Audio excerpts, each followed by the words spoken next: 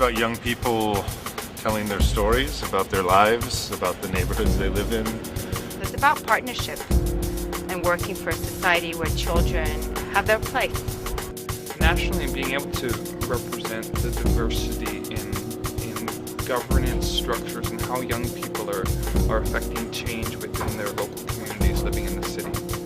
Listening to young people's voices and sharing those voices and those stories so that we can create better communities for children and youth based on what children and youth think.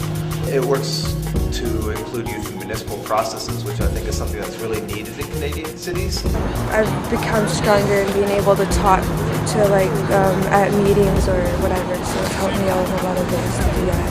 Being able to explore different areas and meet a lot of different people from different organizations and stuff, so it's been really awesome.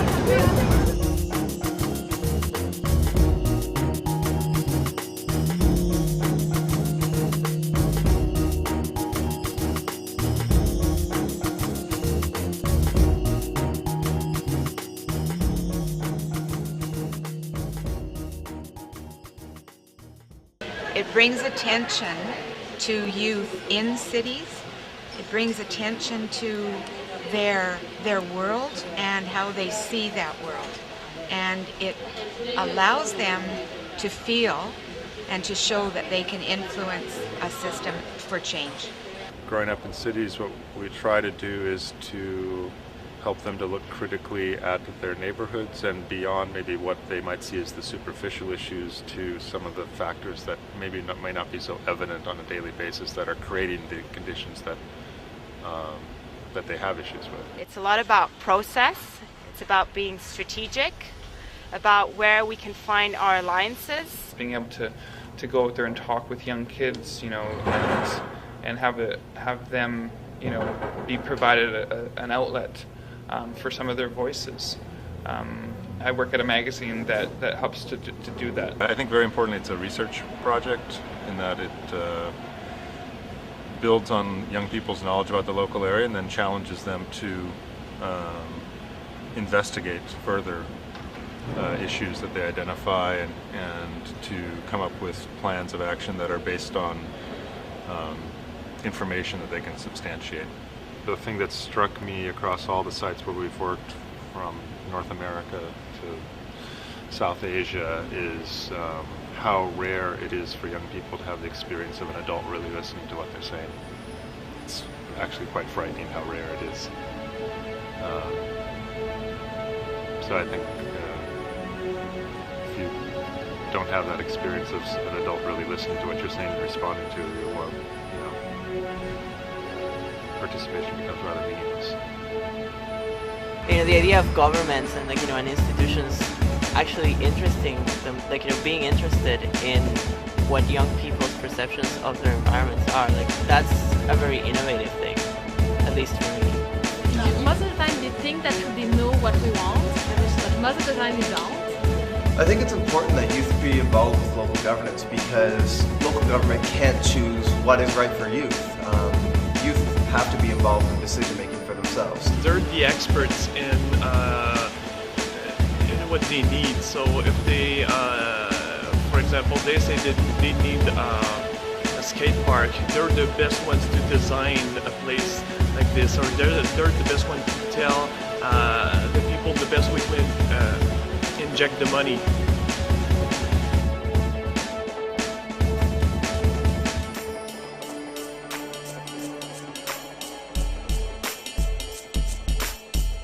Youth have a lot to offer from the perspective of thinking of things outside of the box.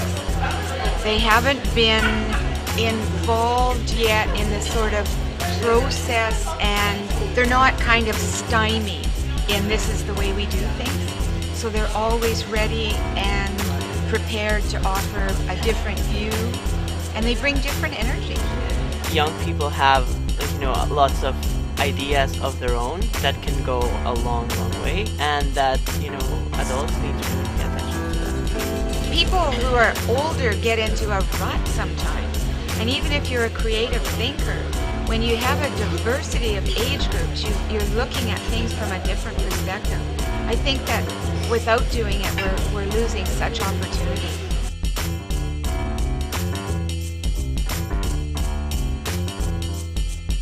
Obviously, youth have a stake in today and tomorrow. It's really not about tomorrow, it's about today. And certainly want to give them the opportunity to do so. Everyone that lives in a community should be involved in local governance because it affects them. And I think the problem in the past has been that young people haven't been shown how they can get involved and haven't been told what actually impacts their lives. And that's a hard way to start thinking if you're never shown the doors are there. So you have to make sure that you provide training in how cities work to youth so they know what the system is. If they don't get to know the system, they can't change the system.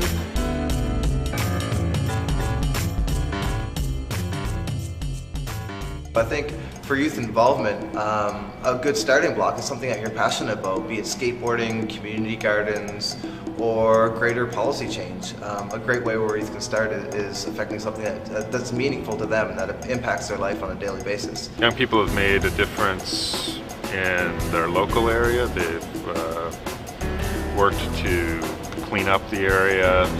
They've worked to redesign parks. They've worked to take over and sort of reprogram, rethink vacant properties. They've created safe pathways. They've made videos to broadcast their stories to a larger audience and put the pressure on the government to deliver promises.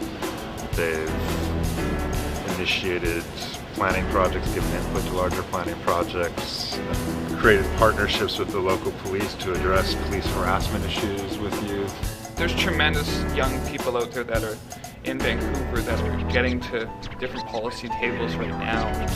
In a way, we stood up because now we have the police board meetings and like talking and like let them be aware of the issues that we're going through and that what we're dealing with, and like kind of trying to put a stop to it. I think what has been most remarkable is the value of community support in municipalities. For example, in Shelburne, the youth growing up in Shelburne, we're trying to fundraise and for the purpose of building a skate park, but where they actually made headway was when they began to involve the community. We went out and improved our public image by doing like good things, by doing the Skate for Food drive and all that stuff. We were kind of just like, skateboarders, you know, like they're gonna go break stuff and wax curbs and make old ladies fall down. I don't know, now it's not so bad. I think that is one of the big opportunities that growing up in cities gives us. We as organizations, as cities, we all need to learn how research can be done by all of us, by young people, by academics, by youth organizations, and that's how we can bring change in quicker ways. We can use that research and have a creative loop to bring about change in ways that really meet young people's needs, because so often we don't involve young people in the decisions that affect their lives. The QUIC program is amazing. It's set up to facilitate that type of dialogue and work.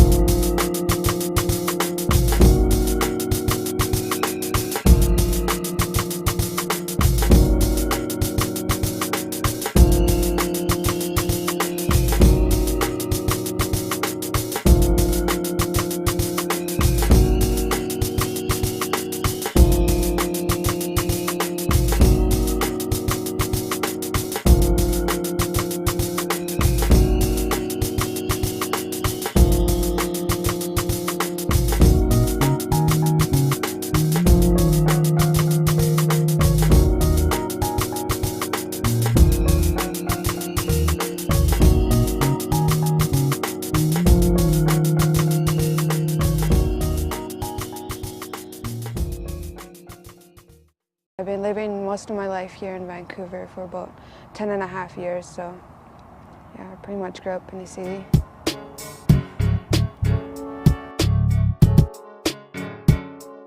I'm trying to top myself out of getting high. 10 pieces got me asking reasons why. Looking so lonely. It's really hard to say where do we feel safe in the city. You know, it's a city. There's a lot of danger out here. There's a lot of gangs. There's a lot of drugs. There's a lot of abuse, you know, to our native people. Got me asking reasons why. Looking so lonely if you don't even know me, but I try. I fall, and if you find me on the ground high, pull me up before I die.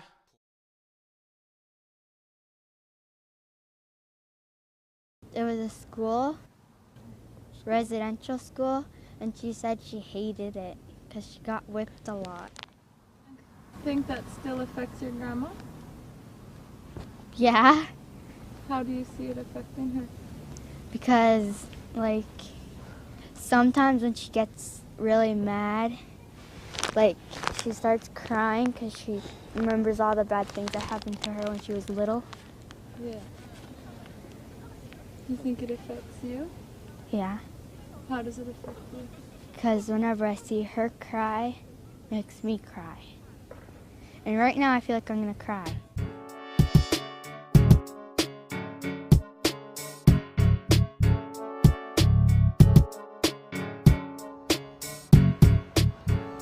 Never liked school. Too many racist people there. I tried talking to like the teachers. People cut me off, and then like I get more ignored. And then the teacher will say like, "I'll be there in just a second." And she totally forgets about me. And then it feels like I'm not important, so I just kind of feel like I'm shrinking. They treat me like that I like steal from them. That I'm not a true person. That I drink, that I'm a violent person, so they're scared of me, so they don't want to like come anywhere near me. That's the kind of thing they do.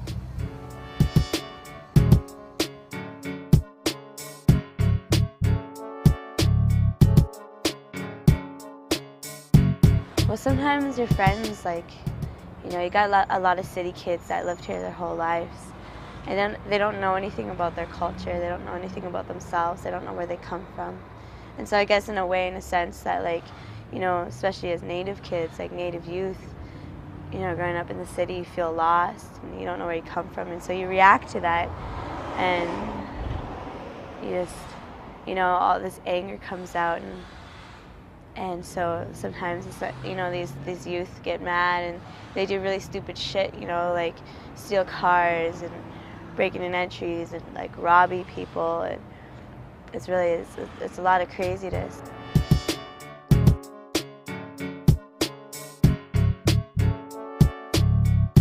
Being out late at night is kind of, I don't like being out that late by myself because especially along Hastings or somewhere up the street, there's always those guys driving by trying to pick you up. It's really gross.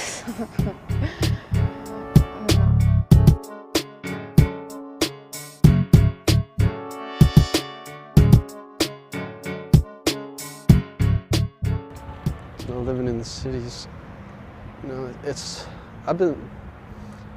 easy to say, you know, I hit rock bottom last Christmas, because I did. You know, it's easy to say that. It's almost cliche. It's like I've been strapped to a yo-yo, just kind of bouncing off that rock bottom for like months on end. But that passed. You know, that passed after I came into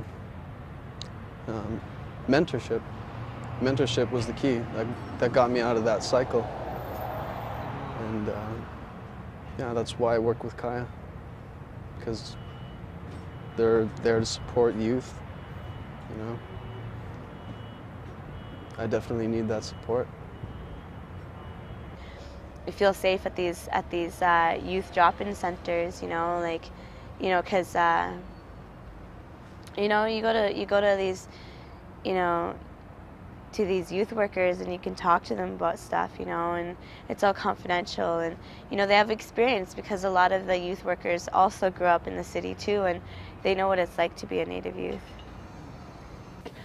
This guy was talking about that there will be 7 generations of hard times for us, and that like after that 7 generations we'll rise up and like there will be no more I like to say depression from us, because like we've had it hard, because I know for the past 2 generations that like we had to go like to that what is it, residential school. Ooh, that was like horrible. We like gotten beaten up and stuff. It was horrible. And that like since then like people have like gone into whole drinking and thing. That's how we got the whole like name Chug. And like I don't like that, because it's like their fault for doing that. And Stan said after the 7 generations the youth will be like the ones who like come back and like stop all that. And I think that is so cool, because I feel like I'm like sort of one of those, and that I want to help to like be like one of me. That's all I have to say. I really encourage youth to look inside themselves and, you know, find those songs and find those dances, you know, talk to the elders.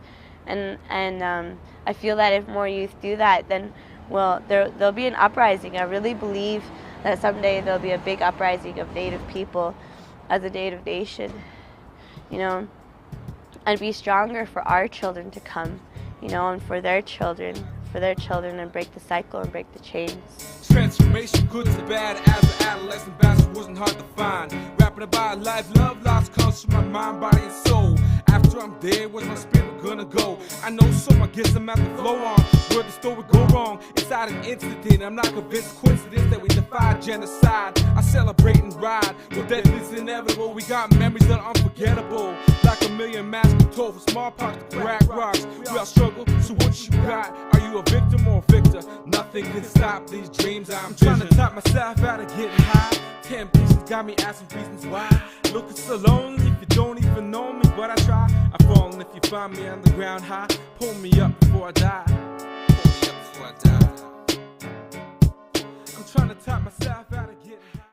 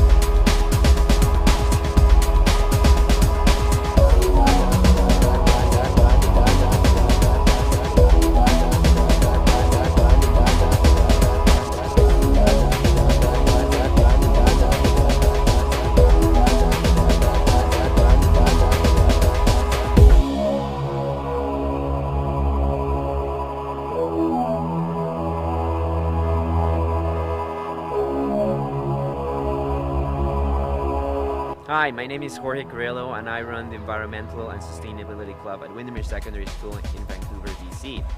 I am originally from Mexico City. I'm 18 years old. So the idea in this project was to start at the school, create a great green space that's really needed in the front of the school that's kind of been an eyesore in the community for a long time. This is actually the beginning of a bigger project that we have in mind. The original project, the original idea, is to create a greenway, a bikeway that actually connect all of the elementary schools to the secondary school, and also to the more like to the community centers.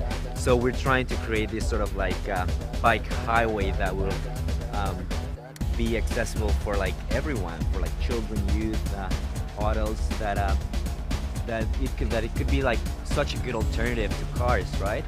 So yeah, that's our main vision, like our goal in the future.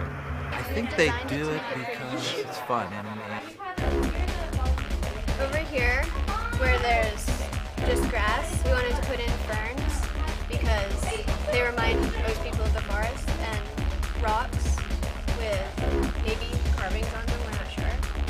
And we wanted to paint the sidewalk with a stream, maybe, like right here. And have pretty fishes in it. And then we have mosaic stepping stone things around apples.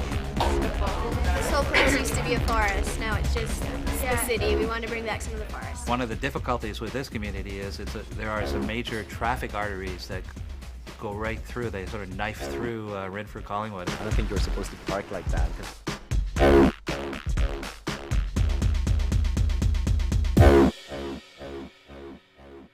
We're trying to make it seem like we are actually a school that cares about its environment, right? And yeah, it's like friendlier looking. The problem that we're having right now is like in order for us to start taking action on this project, we actually need to get permission from the houses in front of the school. It is a challenge because they're gonna have to pay for these changes in a lapse of, I think they're gonna have to pay for it in for over 15 years. They're gonna have to pay something like $80, right? So it's not something that they could say, yeah, let's do it, you know? They have to actually be aware of it, and you know, they have to be aware that they're gonna have to make that investment over the period of 15 years. I think they do it because it's fun.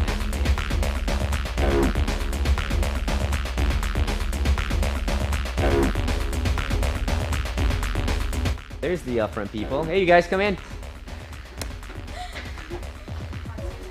Here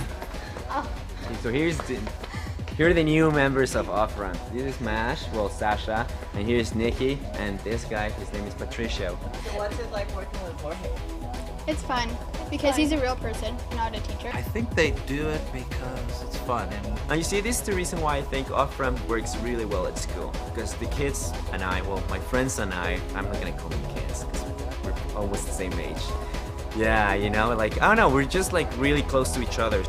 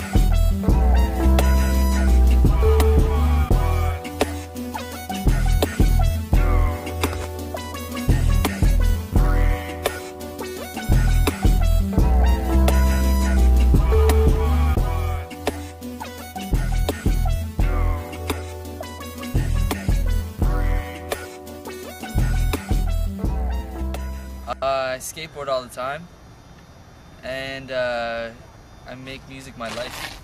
That's about it. Hang out with friends. When we go out and skate, we're like a team. We're more or less just skating because we all enjoy the sport. So we're always encouraging each other and just more or less just having a good time, because that's what skateboarding is about.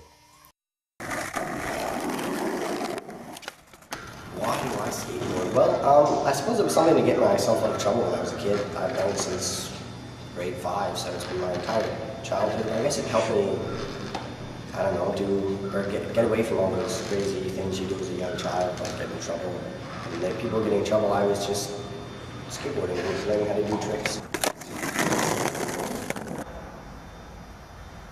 It's almost indescribable, like what skateboarding has done for me and what it's shown me about people. And most skateboarders I run into, even if they're not necessarily the greatest people or the warmest people, when they're on their board, it seems like they can be, you know, maybe even a completely different person. And I want to see that perpetuate. I want to see that I want to see that continue through the younger generations. Like, a lot of people don't recognize it as a sport, but it's promoting like a healthy lifestyle. So I'd like to see them maybe recognize that stuff a little more. We picked a pretty economical form of transportation. They don't really care for that. I don't know, I'm still not exactly clear on what they see as the huge problem. A lot of kids like to skate and stuff, but get a little discouraged because there's no really reinforcement behind what they're doing. They could be made to feel that they're not being supported in their decision to skateboard.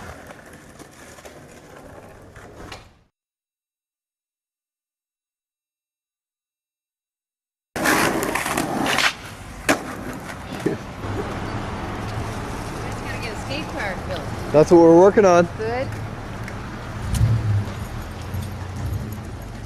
There's the skateboarding without a helmet fine, which is $128.75, which I almost received once. There's destruction of property, which could probably go for anything besides skateboarding. And there's also the good loitering fine. Plus there's the skateboarding act, whatever that is, and it's roughly $215. And so yeah, there are fines available.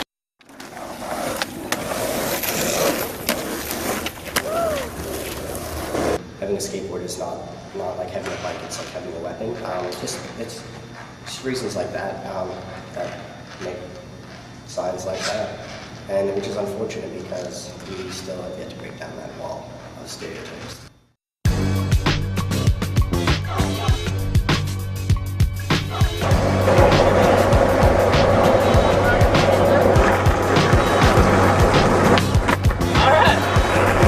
Did you ever see so many skaters with helmets on?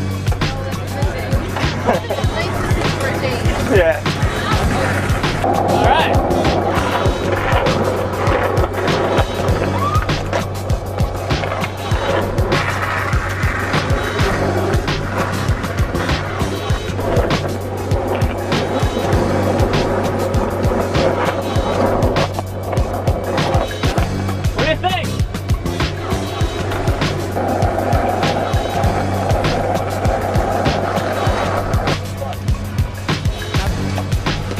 What do you think?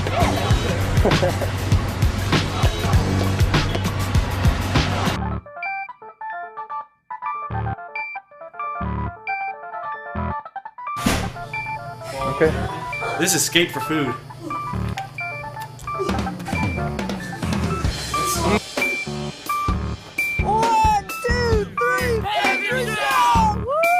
So what are you doing?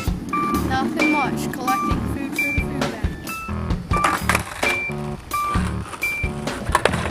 bank. Shelburne's not a very good place for skateboarding, is it? No, it kind of sucks. There's nothing much at all to skate, and we've been trying for a long time to get something, and nothing seems to work. It's going to work this time, right? Oh, it's going to work this time. Sorry.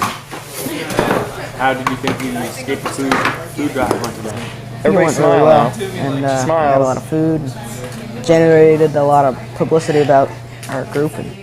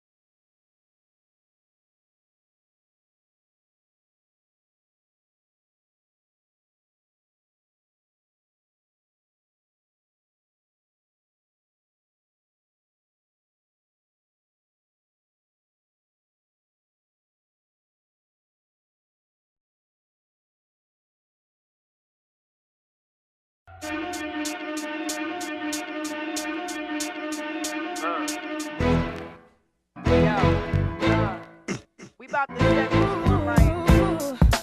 We about to do this for all the kids. 1, 2, 5, 6, 7, 8. Intro! Une des meilleures façons pour les jeunes de se sentir bien dans leur ville est de s'impliquer au sein de leur communauté. Ils peuvent le faire par le biais de différents conseils jeunesse qui ont pour objectif d'offrir aux jeunes la possibilité de faire bouger les choses à leur façon. Bien qu'il existe plusieurs conseils jeunesse ayant un fonctionnement différent, ils constituent tous un moyen de se faire entendre, d'avoir du poids dans la société et de contribuer au développement d'une ville à l'image des jeunes qui l'habitent. Voilà l'ambition du Bistrado, de la Commission jeunesse et de la Table jeunesse Outaouais. 3 exemples de conseils jeunesse efficaces dans la ville de Gatineau, au Québec.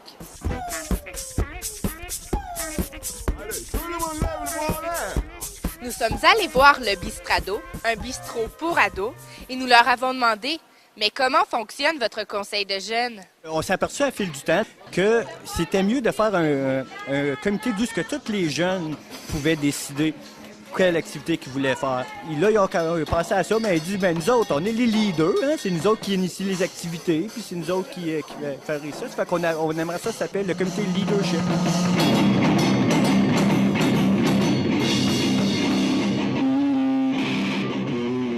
Au Bistrado, tous les jeunes font partie du comité leadership. Ça veut dire qu'à un moment donné, dans leur participation à la Maison des jeunes, ils vont décider d'une activité, ils vont planifier une activité, puis ils vont réaliser une activité. Mettons, ils disent quelle sortie que tu veux faire. Ah, moi, j'aimerais ça aller faire de la snow à telle place. OK, on y va. Ah, ben, tu vois que t'es pas rien.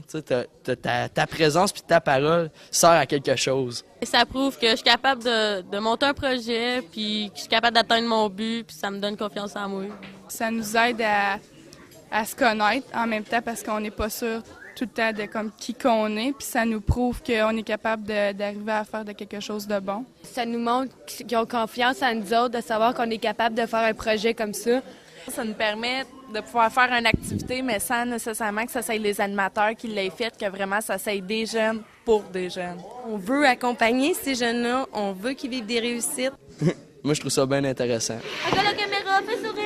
Un bon intervenant, c'est une personne qui va laisser les jeunes faire des choix, qui va les guider dans ces choix-là, qui va les laisser faire des erreurs aussi pour apprendre de ces erreurs-là.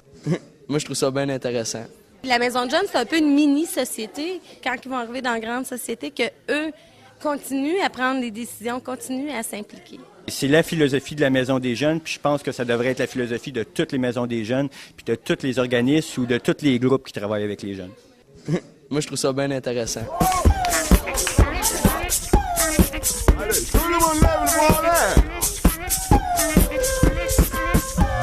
La commission jeunesse est née dans l'ancienne ville de Hull le 6 février 2001 à la suite d'une grande consultation auprès des adolescents de 12 à 17 ans. La création de cette structure est intimement liée à la volonté politique d'assurer une place, un droit de parole aux adolescents au sein de leur propre ville. La commission jeunesse représente aujourd'hui plus de 14 000 adolescents. Vous êtes un bel exemple, la commission jeunesse, d'un programme, d'une structure où impliquer les jeunes. On pourrait utiliser notre image positive pour démontrer qu'il y a des choses le fun à faire dans notre ville. Et même en tant que membre du conseil municipal, on est très fiers, même on s'en pète les bretelles tellement qu'on est heureux. J'imagine que les jeunes aussi ont quelque chose à dire dans ce domaine-là. S'ils veulent être impliqués dans le développement de leur ville, il faut qu'on puisse avoir leur feedback. Here we go.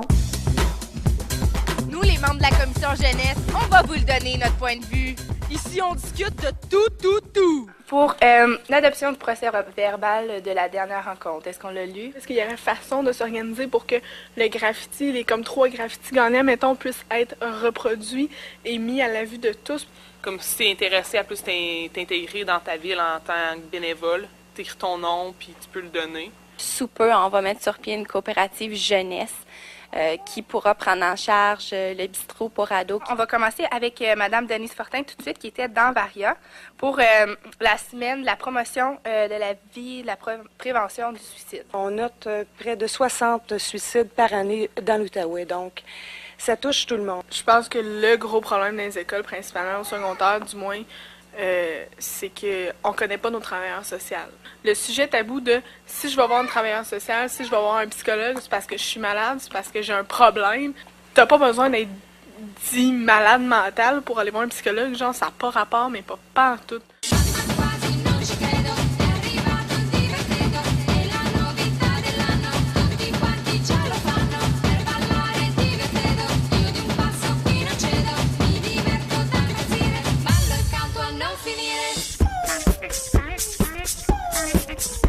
La Table Jeunesse Outaouais est un regroupement de 5 tables locales qui a pour mandat de se pencher sur les problématiques concernant les jeunes de la région. Les membres, qui sont âgés de 18 à 35 ans, élaborent entre autres le volet jeunesse des planifications stratégiques régionales et gèrent un fonds créé spécifiquement pour financer des projets et des initiatives jeunesse. l'importance pour moi de travailler avec des jeunes, je trouve que c'est des gens qui sont passionnés, c'est des gens qui ont plein de rêves, qui ont plein de projets. Puis je trouve ça tellement agréable de travailler avec eux parce que il n'y a pas d'obstacles. Tu sais, on dirait que tout est facile, ils ont plein de motivation. Puis moi, j'embarque. Ça donne le sentiment de faire quelque chose dans la région pour les jeunes, de s'impliquer et de pouvoir donner leur opinion puis de prendre des décisions par rapport à leur milieu. Nos recommandations qu'on amène sont habituellement écoutées à un niveau supérieur, c'est-à-dire au niveau provincial. J'ai l'impression que les jeunes s'impliquent de plus en plus, mais c'est difficile d'aller les chercher. Mais ceux qui veulent s'impliquer, il y a la place pour s'impliquer. Si tu prends pas ta place, si tu veux changer le monde, puis tu fais rien, tu es assis chez toi à la maison, mais c'est pas comme ça que ça va se faire. Si tu viens ici jaser avec nous, tu nous parles de tes idées, tu nous parles de tes projets, puis tu es innovateur, puis tu as des visions, ben viens ici. Tu sais, c'est ici qu'on va pouvoir les réaliser avec toi. Avant de commencer à m'impliquer dans les forums jeunesse, je m'étais jamais vraiment impliqué dans mon milieu. J'étais plutôt rebelle contre à peu près tout ce qui pouvait exister de système à travers le Québec. Je me suis rendu compte en cours de route que je connaissais pas ça. Mais dans le fond, là, la politique, ça appartient au peuple. Tout ce qu'ils disaient dans des 5 à 7, dans des salons, que les gens refont le monde tout seuls assis dans leur petit coin, mais on pouvait le faire avec d'autres gens, en public. Puis on pouvait réussir à changer un petit peu le monde à notre façon. Tu sais, je les encourage, fonce, continue, abandonne pas, lâche pas, parce que c'est important. Impliquez-vous, informez-vous, allez plus loin que votre première impression, parce que dans le fond, c'est possible de changer les choses, puis c'est possible de changer les façons de faire aussi. Comme vous avez pu le constater, par le biais des différents conseils jeunesse, les jeunes ont un véritable pouvoir dans leur milieu. Lorsque les jeunes peuvent s'exprimer, tout le monde en sort gagnant. Faites comme nous. Prenez votre place. Nous ne sommes pas la relève de demain, mais bien celle d'aujourd'hui.